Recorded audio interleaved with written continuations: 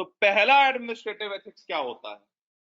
Ethics as far as administration is concerned shall mean when a civil servant pledges himself to. Ethics, जब administration की हम बात करते हैं तो एथिक्स का मतलब क्या है? जब सिविल सर्वेंट अपने आप को इन चीजों के लिए कमिट करता है, और सबसे पहली चीज क्या है? Uphold the rule of law. यतो धर्मस्य ततो जयः। धर्म मतलब ड्यूटी। आपकी ड्यूटी क्या है? सबसे बड़ी ड्यूटी क्या है as a civil servant? Upholding the rule of law. क्योंकि आप हो क्या? आप रूलर हो। रूलर मतलब जो रूल को इंप्लीमेंट करने वाला है। और एज अ सिविल सर्वेंट आपकी सबसे बड़ी ड्यूटी क्या है? You pledge yourself to constitution, और कॉन्स्टिट्यूशन के रहते हुए आपकी सबसे बड़ी ड्यूटी क्या है? Protecting the sovereignty, integrity and unity of your state, and that can only happen when there is rule of law in your country and not chaos.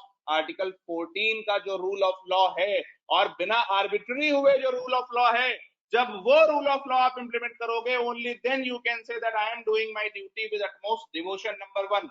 Number 2, दुनिया की कोई केस स्टडी आ जाए भाई साहब, कोई भी केस स्टडी आ जाए, आप कहीं डीएम हैं, कहीं दंगे हो रहे हैं, आप कहीं एसपी हैं, दंगे हो रहे हैं, आप कहीं नक्सली एरिया में हैं, आपको पकड़ लिया गया है, आपके किसी कलीग को पकड़ लिया गया है, आप कहीं पर काम कर रहे हैं, वहां कोई सीवेज कोई नदी में छोड़ रहा है, आप किसी डीआरडीओ के डायरेक्टर हैं, वहां पे कोई मिसाइल के सीक्रेट बेचे जा रहे हैं, दुनिया को न कुछ भी आ जाए,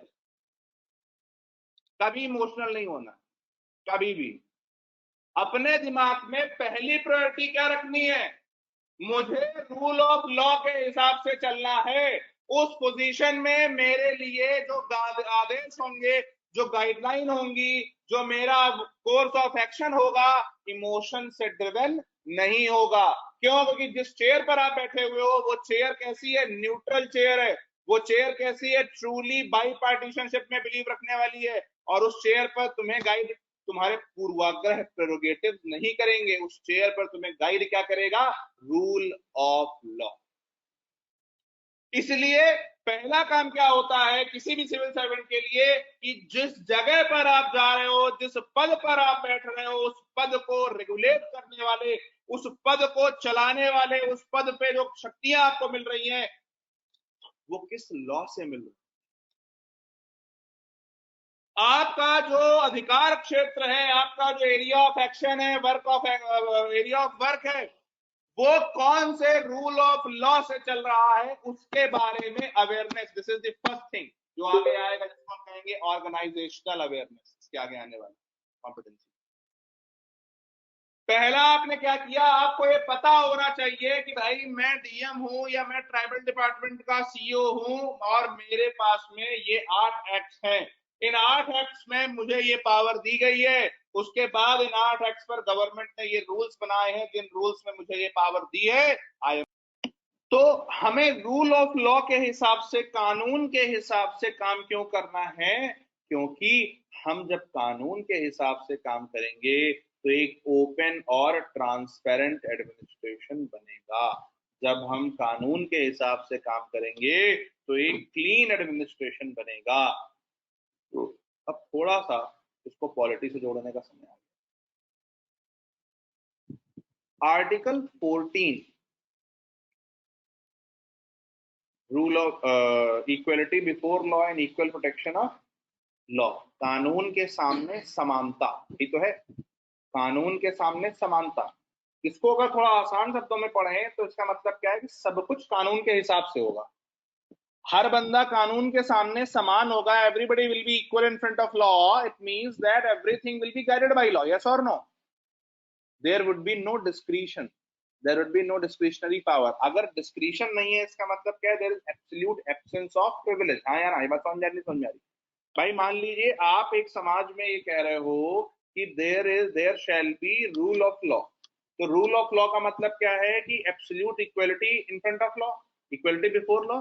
जब हम इक्वलिटी बिफोर लॉ की बात कर रहे हैं, इसका मतलब क्या है? कि रिक्शे वाले के लिए अंबानी के लिए समान लॉ होना चाहिए, यानी कि अंबानी के लिए कोई प्रिविलेज नहीं है, यानी कि there is absence of privilege. हाँ या ना? And when we say there is absence of privilege, it means there is no discrimination. हाँ या ना? यानी कि when we say upholding the rule of law, it means that for everybody the law is same, yes or no? Or when for everybody law is same, it means it will strengthen the belief of people in your governance and in your democracy, yes or no? अगर आपको लग रहा है कि मैं एक सामान्य आदमी हूं और मेरे लिए और ये प्रधानमंत्री है इनके लिए सेम लॉ है, तो आपके अंदर एक कॉन्फिडेंस आता है कि I am also important in this democracy, yes और नो? ऐसी स्थिति में हमको ध्यान क्या रखना है कि जैसे ही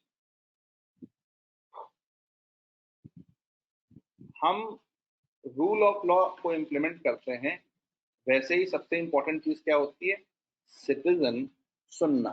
citizen starts participating, citizen starts participating in the decision making processes, या he feels कि this process is my decision making process.